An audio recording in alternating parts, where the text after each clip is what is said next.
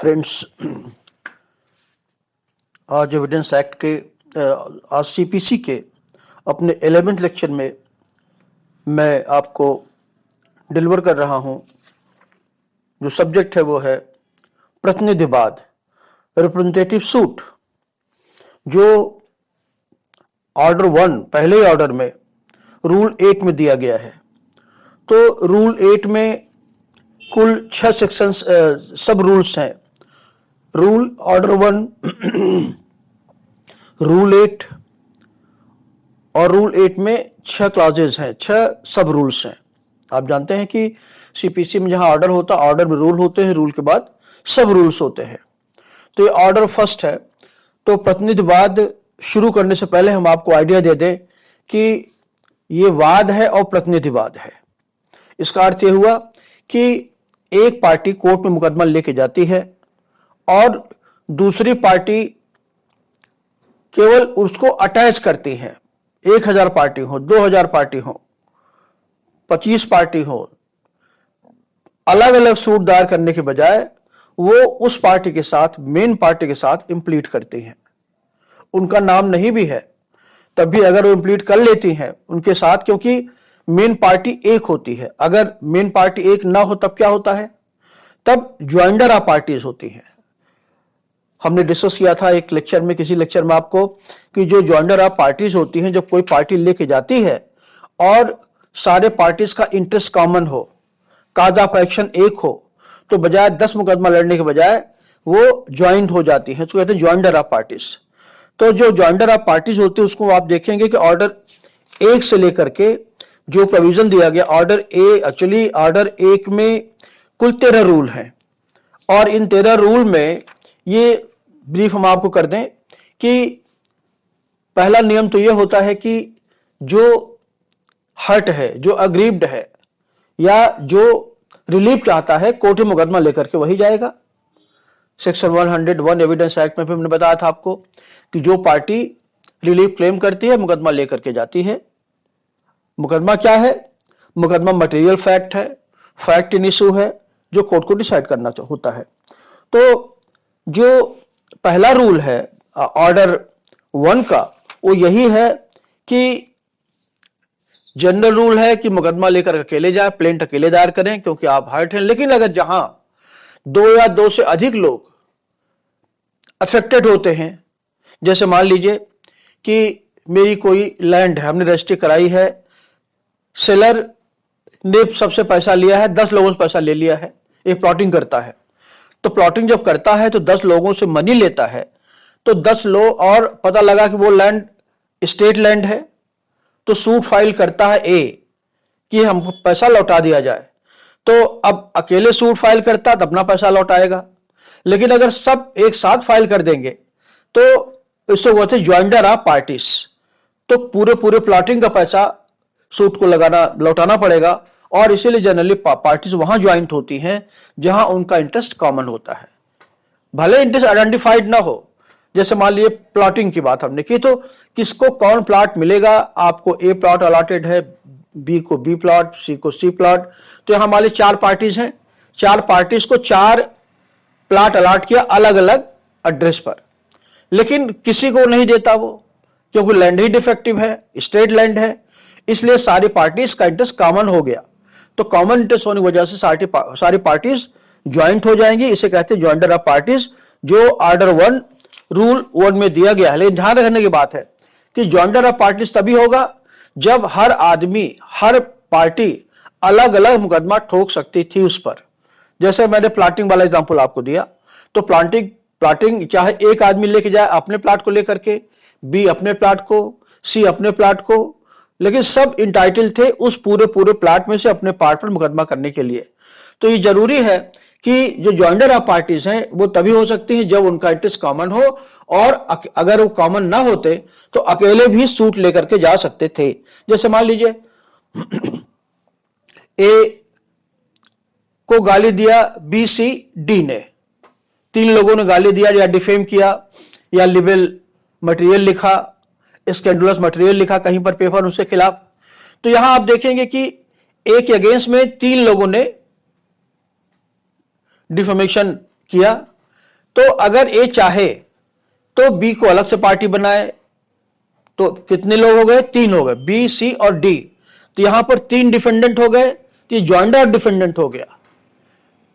लेकिन अगर मान लीजिए एक ए गाली देता है 3 लोगों को, तो ए, बी और सी जो प्लेंटिफ है, तीनों एक साथ बी के खिलाफ मुकदमा दायर कर सकते हैं।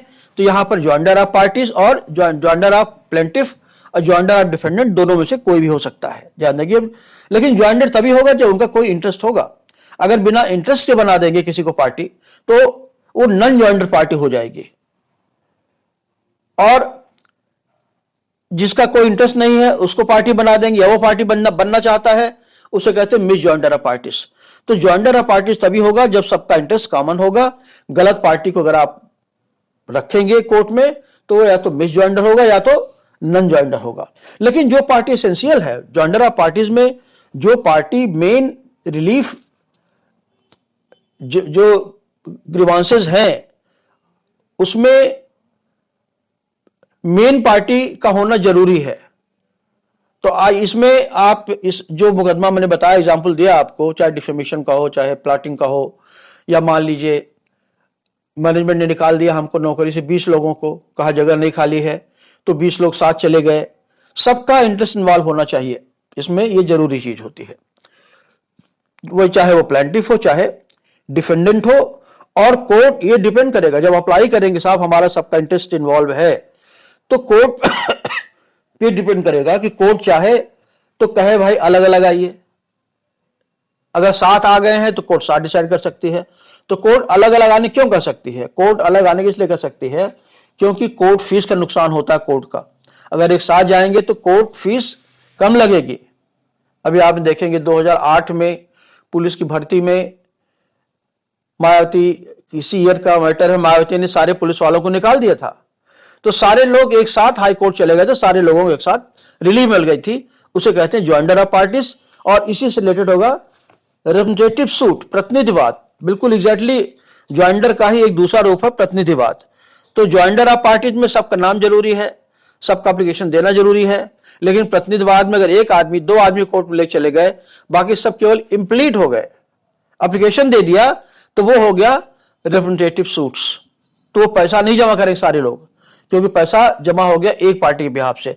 लेकिन जैसा मैंने पहले कहा, ये कोर्ट डिसाइड करती है कि सूट प्रतिनिधि रूप में लाया जाए न लाया जाए, क्योंकि अल्टीमेटली कोर्ट ये देखती कहीं अलग अलग एक साथ लाने से कोर्ट का नुकसान तो नहीं हो रहा है, रेवेन्यू का, स्टैम्प पेपर का। तो ये होते ज्वाइंडर ऑफ पार्टीज। और इसके अलावा जो पार्टी ज्वाइन होती है, जरूरी नहीं कि कोर्ट सबको रिलीफ दे दे। मान ली 5-15 लोग गए तो कोर्ट 2 को रिलीफ दे सकती है, ये भी होता है इसमें। खैर यहां पर अभी नहीं आ रहे हैं इसको लेकर के। और ये भी जरूरी नहीं है कि सारे लोग जो ज्वाइंडर ऑफ पार्टीज हैं सब लोग अलग अलग रिलीफ क्लेम ही करें। उनको क्लेम किए बिना भी कोर्ट रिलीफ दे सकते, क्योंकि ये ज्वाइंडर ऑफ पार्टीज है। ये तो मेन पॉइंट हो गया। जब हम आते प्रतिनिधिवाद की तरफ, तो प्रतिनिधिवाद में और ज्वाइंडर ऑफ पार्टीज में अंतर यह है कि जनरली प्रतिनिधिवाद वहां होता है जहां सारी पार्टीज इंटरेस्टेड तो हैं, लेकिन सूट फाइल नहीं करती, वो पार्टी नहीं बनना चाहती। पार्टी बनती है लेकिन वो पार्टी इनडायरेक्ट होती है। जैसे मान लीजिए आपके मोहल्ले से एक पुल ओवरब्रिज जा रहा है, सपोज करिए, अभी तब तरह तरह का गवर्नमेंट प्लान बना रही है, उसमें 50 मकान टूट रहे हैं। एक आदमी जो मेन सफरर है, जो कोने की जमीन जिसका है, जिसका लगता है जमीन ज्यादा जाएगी, वो मुकदमा लेकर के कोर्ट में चला जाता है और सारे लोगों साइन करा लेता है। जो रिप्रेजेंटेशन होता है, क्योंकि पहले अथॉरिटी को आप रिप्रेजेंट करेंगे, एडीए को या जो भी एलडीए को, तो रिप्रेजेंटेशन जो लोग करते हैं, 20 लोगों ने रिप्रेजेंट किया और सूट लेकर के गया एक आदमी उनमें से, तो आप 20 लोग, 19 लोग जो बचे लोग हैं वो प्रतिनिधिवादी हो गए या प्रतिनिधित्ववादी हो जाएंगे। तो यहां इस थ्रस्ट में जो ऑर्डर 8 में जो 6 रूल्स हैं, उसमें जो नियम है, उसमें यही है कि बजाय कई पार्टी होने के बजाय एक पार्टी सूट लेके जाती है और लोग उसे प्रतिनिधि के रूप में ज्वाइन करते हैं, डायरेक्ट पार्टी नहीं बनते हैं। लेकिन कंसेंट होनी चाहिए उनकी। जैसे रिप्रेजेंटेशन जब आप देंगे तो सबकी कंसेंट हो लेंगे, तो वही एक आदमी जो मुकदमा कोर्ट में लेके हाई कोर्ट में चला जाएगा, रिट में या लोअर कोर्ट में, तो सारे लोग मान लिए जाएंगे कि उन्होंने अपनी कंसेंट दे दी है और वे प्रतिनिधि सूट हो गया। तो प्रतिनिधि सूट होने के लिए जरूरी है कि वो as a party, as a joinder of parties court में लाए जा सकते हो, लेकिन बजाय से एक साथ मुकदमा लड़ने के उनके बिहाफ से केवल एक आदमी मुकदमा लड़ता है, बाकी ऐसे कहते हैं प्रतिनिधिवाद। सारा इंपैक्ट सूट का उनके ऊपर पड़ेगा, उन पर बाइंडिंग भी होगा और चंदा भी लगेगा तो चंदा भी दे देंगे वो, लेकिन सूट एक आदमी के नाम में फाइल होगा जो कोर्ट में जाती है। अब यहां पर आप देखेंगे कि प्रतिनिधिवाद होता क्यों है। प्रतिनिधिवाद होता है टू सिंप्लीफाई द सूट। 1000 आदमी है, पता लगा 1000 पन्ने की सूट फाइल प्लेंट दायर हो गया। इसकी बजाय है कि छोटा सिंप्लीफाई कर दे मैटर को, एक आदमी जब लेके जाएगा तो कोर्ट उस पर रिलीफ दे देगी तो सारे लोगों को रिलीफ मिल जाएगी। लेकिन जैसा मैंने कहा उनका इंटरेस्ट एक होना चाहिए। जैसे खास तौर से ज्वाइंट फैमिलीज में होता है, मान लीजिए एक आदमी ने कर्जा लिया है बी से, वो मर जाता है, कर्जा लेने के बाद जमा नहीं कर पाता, पैसा दे नहीं पाता। उनके परिवार में 20 लोग हैं। अब वो जो सूट फाइल करता है, जो क्रेडिटर है, जो इसने पैसा दिया था कि साहब मुझे पैसा लौटाया जाए, तो आप देखिए यहां सब लोग मिलकर लड़ेंगे उसके, क्योंकि उन्हीं की प्रॉपर्टी से रिकवरी होगी, सब उसके एयर्स होंगे। तो वो एक आदमी जो मुखिया होगा घर का, जो कर्ता होगा, हिंदू लॉ में आप जानते हैं कॉन्सेप्ट कर्ता का भी है, अगर वो कोर्ट में जाता है तो 20 लोग पार्टी मान लिए जाते हैं कि क्योंकि वो they are deemed to have common interest in the property. कि प्रॉपर्टी जब अटैच होगी, प्रॉपर्टी जब रिकवर होगी उस कर्जे की वसूली में, तो सारे लोगों के हिस्से से प्रॉपर्टी जाएगी। ये इंपॉर्टेंट पॉइंट है कि सबका कॉमन इंटरेस्ट होना चाहिए। भले सेम इंटरेस्ट ना हो, भले बंटवारे के बाद सबको प्रॉपर्टी बराबर ना मिले, लेकिन सबका इंटरेस्ट कुछ ना कुछ होना चाहिए। खास तौर से ये मामले आते हैं नौकरियों के मामले में, जहां मास एक्सपल्सन होता है, वहां एक आदमी मुकदमा लेके जाता है और सारे लोग उसके साथ लग जाते हैं, चाहे मैनेजमेंट हो, चाहे यूनिवर्सिटी हो, चाहे गवर्नमेंट हो।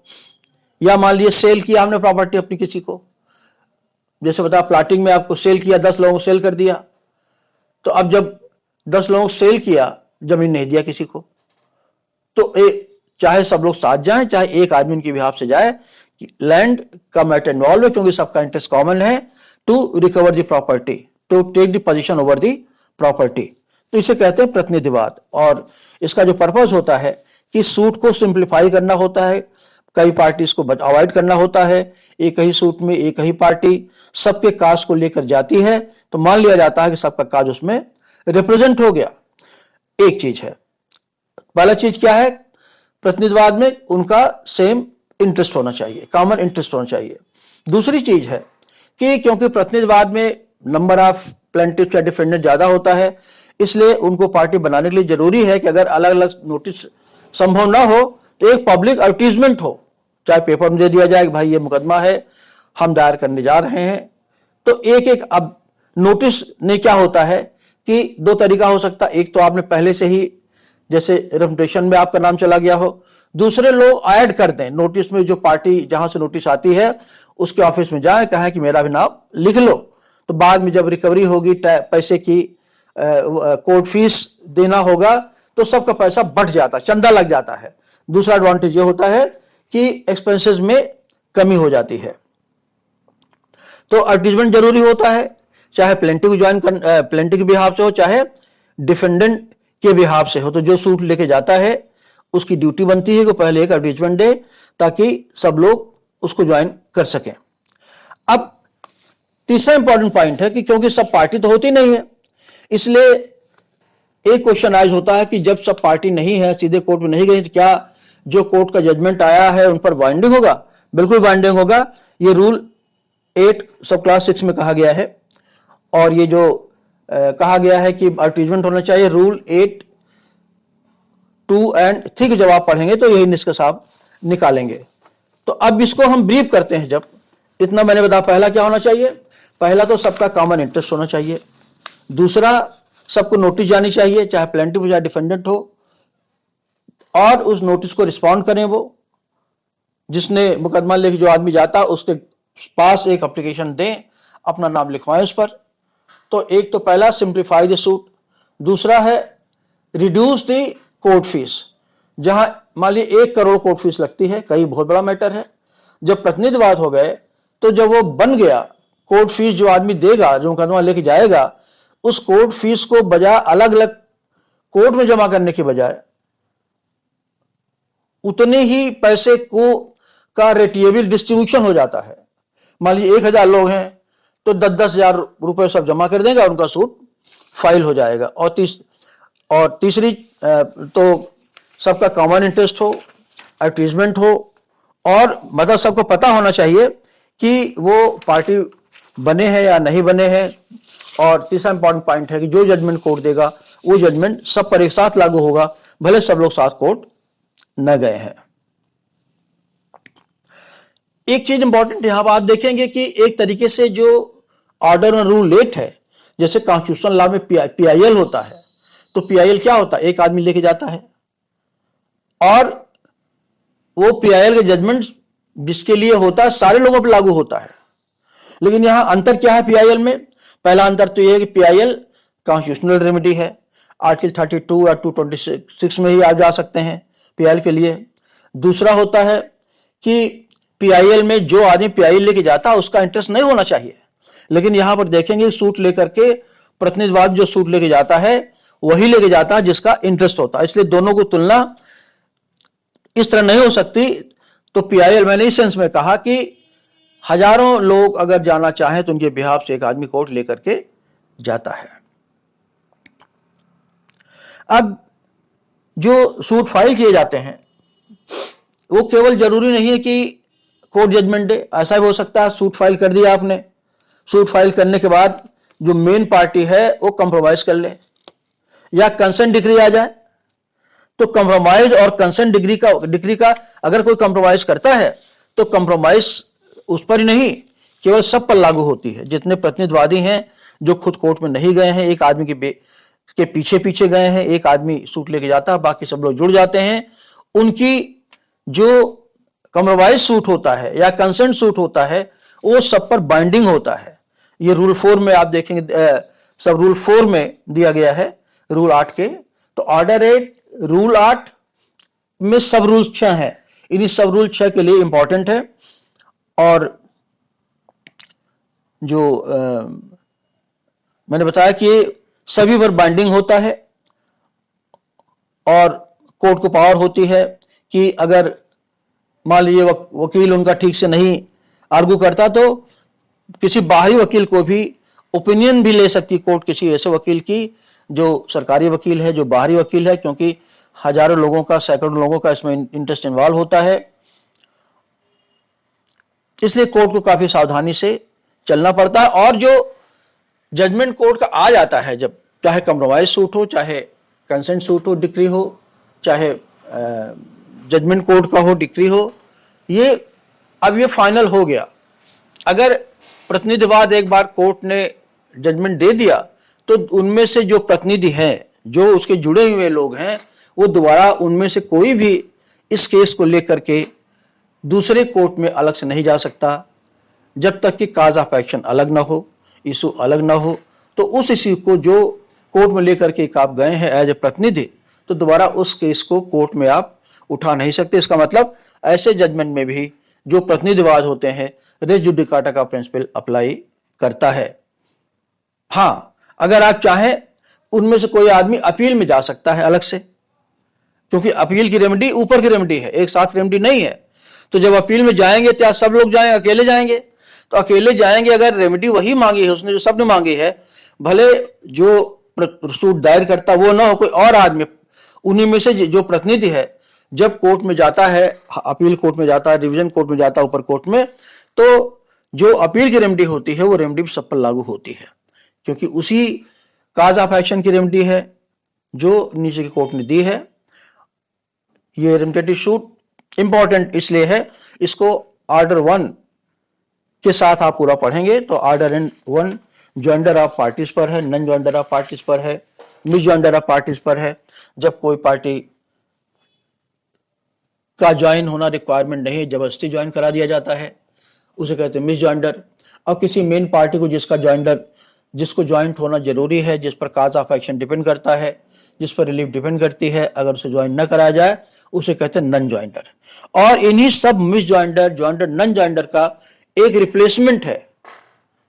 तो कहते हैं ना 100 सुनार की नेक लोहार की, सब लोग इकट्ठा चले जाओ, जो लफड़ा होगा मुकदमे के दौरान होगा सब पर लागू होगा, और अगर रिलीफ मिलेगी तो सब पर, सबको रिलीफ मिलती है। खास तौर से मुझे एग्जाम्पल याद आ रहा है, चाहे मायावती के टाइम का हो, एक बार सारे पुलिस वालों को एक्सपेल कर दिया गया था, निकाल दिया गया था नौकरी से। तो हाई कोर्ट ने सबको एक साथ मुकदमा दायर किया। अशोक खरे लायर थे और एक ही रिट में सबका हो गया। तो यहां तो रिट हुई, तो writ that also amounts to suit, क्योंकि दोबारा अब वही फीचर्स हो गए जो सूट के हो गए। वो रेमुनेटिव रिट थी और ये होगा रेमुनेटिव सूट। जब कोर्ट में लेके जाते हैं, सिविल कोर्ट में लेके जाते हैं, वही प्रतिनिधित्व वाद हो जाता है। Thank you.